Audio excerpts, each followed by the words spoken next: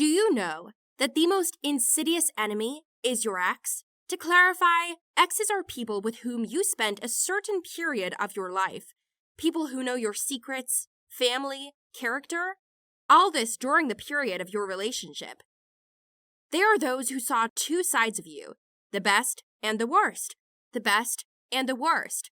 But they didn't come to terms with the latter. These are enemies who are armed to the teeth with information about you, who you are friends with, how much sugar you put in your tea, how many hours you sleep, and in what position. So, my ex and I had a war that I won. My name is Catherine, and my ex-boyfriend is Danny. We dated for a little over a year. I know this is not a small amount. We could have gotten married during this period, but we were too young. I will not hide that Danny was my first love. Our relationship was serious. Do you know what happens when your whole world comes together in one person? That's what I had with Dan. We met in the subway. I didn't have enough money for the fare, and he politely paid, so our communication began. After I got to the right stop, he came out with me and saw me home, and only then confessed that he had to get out 6 more stops back. I couldn't leave without taking your phone number, he said. I remember it now. It seemed very nice. The next day, we had our first date. Dan invited me to a coffee shop, where I tasted the most delicious milkshake of my life, and then our romantic relationship became like a fairy tale. A beautiful courtship, walking late, first kiss, and then we started fighting. Often, a lot, and about everything. All the features of my face and character that I thought were cute were now repulsive. He no longer texted, called before going to bed, or appeared at all. Well, then I found out the reason for all this. He cheated on me with my friend. It happened by accident, a week before. I went shopping with this girl. We spent a long time choosing a purse for her dress for a party in honor of going abroad. Yes, all the details were important to her. When I saw a beautiful bag from Michael Kors on the counter, I realized that this is what we were looking for. She also approved of the choice. Well then, when we were hanging out at that girl's house at that party with Danny, I went away for a little while. When I came back, I saw her purse in the hall. It was lying on the sofa, unattended. And where is the mistress? The question arose. No girl forgets her purse for nothing. Unless... The thought made me shudder, and I felt my heartbeat quicken as I ran upstairs to her bedroom, my hands already shaking. I understood where they were and what they were doing, but I didn't want to believe it. The minute I approached the bedroom was endless. And, yes, they had sex right in front of me. Of course, these two didn't see me. They were too self-absorbed. I imagined myself going at the bitch, ripping out all her hair, kicking Dan in the groin and going home, or grabbing a knife and yelling at them. But it was all just a fantasy. I quickly came to my senses and closed the door, pretending that I hadn't seen or heard anything. Then I came up with an idea that was much more insidious. I went quietly into the bathroom, plugged the drain, turned on the water everywhere, in the kitchen, in the bathroom, and left. The next day, I was told that it turned out to be a bad day. The neighbors below were inundated, and it took a long time for these assholes to figure out what was going on. And Dan didn't even call me that night, probably running around with a floor rag in his hands. And I pretended I didn't know anything. The bitch's parents didn't pat their daughter on the head either. First, they found out that there was a party, and then that it flooded the neighbors. But I had a special dish prepared for Dan. You have no idea how much I enjoyed this whole situation. Of course, cheating is unpleasant and very painful, but I was so invested in my revenge that I was distracted and did not even cry, although the whole year was spent on this goat. He called me a day later. I pretended that yesterday it became very bad and I quickly went home. Then I offered to meet him. I went to his house as if nothing had happened, just as his parents were not at home.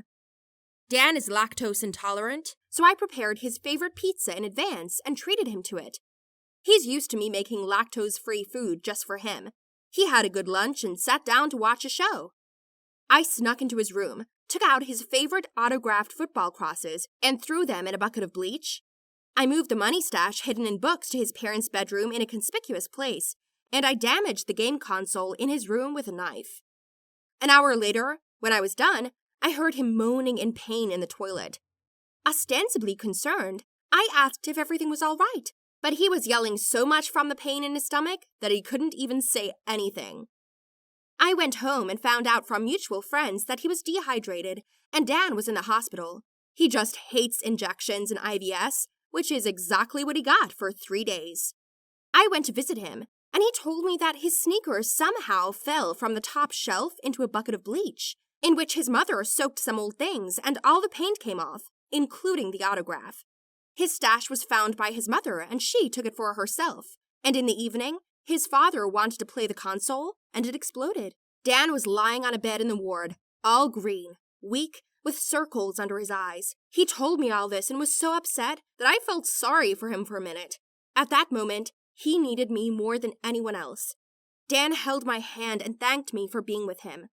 I wanted to let go of the situation, but then I remembered that scene again, when they were both enjoying each other. He didn't think of me at the time. I was angry again. I looked at him and said, "I wanted to tell you for a long time, but I didn't know how.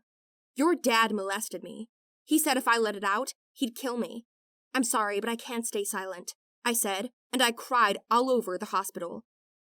You should have seen the look on his face. He wasn't just taken aback, he was totally freaked out. I knew that he doted on his father because he was his own, and his mother was his stepmother. And not so long ago in their family, there was a discord, just because of the fact that his dad went off on the left with a girl younger than him by 12 years. His wife forgave him and took him back, which I couldn't have done. I just hit a sore spot. When Dan found out about his father, it was a blow for him, because he idolized his father. I looked at the shocked guy and enjoyed it. When his father came into the room, I pretended to cry and ran away. Dan called me every day, but I didn't answer, and then I went to another city to live with my grandmother. Imagine what it was like at home, but I'm not a bit ashamed. I hit him where it hurt, that's all. Let him live with it for the rest of his life, as I do with a memory of his infidelity. With it for the rest of his life, as I do with a memory of his infidelity. My story seems to be based on a fairy tale. Have you ever watched Cinderella? My story is similar, but it's more violent because of my stepmother. Mine is twice as aggressive. I'll tell you how she bullied me for a long time. In the meantime, subscribe to the channel. There are many more interesting stories here. My name is Gloria. My mother died when I was very young, so I don't even remember her. My dad and I lived together until recently. He was doing well as a father. I didn't need anything. I went to school, we had a house, and Dad's business chain of car washes. We had enough to live on. But one day, everything changed. One day I came home from school, and my dad was busy in the kitchen preparing food. Only this time there were more dishes. I knew from the amount of food on the table that 2 more people were coming. Naturally, I immediately asked who it was. My father became very nervous and then told me not to be angry or jealous. "My good friend will come to us. Her name is Olivia. She's coming with her daughter. The girl is your age, so you will probably have fun together. I ask you very much, accept them well. It is important for me," said Father. To be honest, I was not happy to hear this news. Why was this Olivia coming to us? For what? We are already happy father-daughter. What else do we need? But it was only for my father's sake that I promised to behave. So the doorbell rang, and I opened it. 2 women in matching dresses, Olivia and Gloria, were standing in the doorway. The woman jumped on me and began to hug me, then shoved me into the hands of some gift and went into the house. Gloria looked at me and didn't even smile. That's when I realized that I don't like these girls at all. It was a long dinner. Dad greeted them both warmly. We sat down at the table and began to eat. My father tried to be funny and baited us with all sorts of jokes that weren't funny.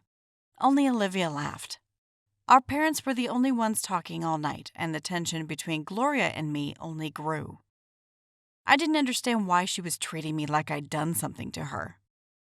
Finally, the adults went outside to talk, and we stayed to clean the kitchen. We did everything in silence. Then Gloria asked my opinion on the parents' union. What? Union? I screamed and the plate fell out of my hands. Dad flew in at the sound of broken dishes and asked if everything was all right. Are you going to marry her?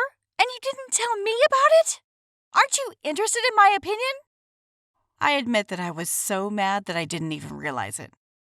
My father tried to silence me and apologized 100 times to the guests. The two ladies got up and left, thanking them for their dinner. Before leaving, Olivia said that she had expected this reaction and was not offended at all. Then she hugged my father and left, promising to come back next time. My father and I had an unpleasant conversation. It turns out that for more than 6 months, he has been having an affair with this woman. She is divorced and has a daughter, Gloria, who, by the way, has also been in the know for a long time and is not at all against the union, as her father said. He scolded me for my behavior and asked me to accept his choice because he fell in love with this woman and wants to make her a marriage proposal. She doesn't need you. She's not your match. Don't forget, she's a single mother. I'm sure all she wants from you is money, I told my father. But the words of the angry teenager were not taken seriously. In short, the wedding took place. It was the worst day of my life, but I didn't know then that they were just flowers. Living together seemed like hell. First of all, I'm not used to having other people in the house besides my father and me and the housekeeper. Not only that, now in the morning, in the toilet there was a queue. So the fright Gloria managed to take a bath for 2 hours a day. 2 hours! What can I do for 2 hours in the bathroom? Wait for the body to swell from the water? Or does she hope that the dirt will soften itself and fall away? In addition, the house was now always busy with the home phone. Some people liked to chat with their girlfriends while their father was away. Yes, I'm talking about Olivia. These ladies had their hair falling out, judging by the number, not only from the head. A pile of them, collected in the bathroom drain, could be used to weave a net to catch a whale. I'm already silent about the mess in the rooms. Their belongings were everywhere, even in the living room. The cleanest room was mine. The housekeeper didn't have time to clean it all up. Dad even had to raise her salary for the extra workload. But my father was happy. Even though I didn't like these girls, I was willing to keep quiet for Dad's sake. What a pity. He deserves better. In order not to make things worse, I ate breakfast and lunch at school and ate dinner about 5 minutes before running to my room. I couldn't bear to look at Gloria's face, especially when Olivia called us sisters. One day, my father went to another city on business for a few days. Olivia was emptying Father's house, spending all day shopping with her girlfriends, and Gloria and I were at war. It all started with the fact that this creature, without my permission and knowledge, came into my room and rummaged in the closet. It turns out she was looking at my things. By the way, even my father did not allow himself to do this. Naturally, I yelled at her, word for word, and we were already on the edge. I couldn't stand it and pushed her with all my strength, and Gloria fell to the floor and skidded to a stop on her face. Her nose was badly scratched, and it was almost immediately rammed all over her face. She looked like Shrek. I couldn't stand it and laughed hysterically. I haven't had this much fun in a long time. Gloria looked in the mirror and screamed at the top of her lungs. At this moment, my stepmother rushed into the house with packages. She dropped everything from her hands at the sight of her daughter's broken nose. Olivia ran up to us and shouted, "What happened?" Before I could open my mouth, my sister beat me to it and told her mother that I was jealous of her beauty and broke her face by pushing her down the stairs. Such a blatant lie has left me speechless.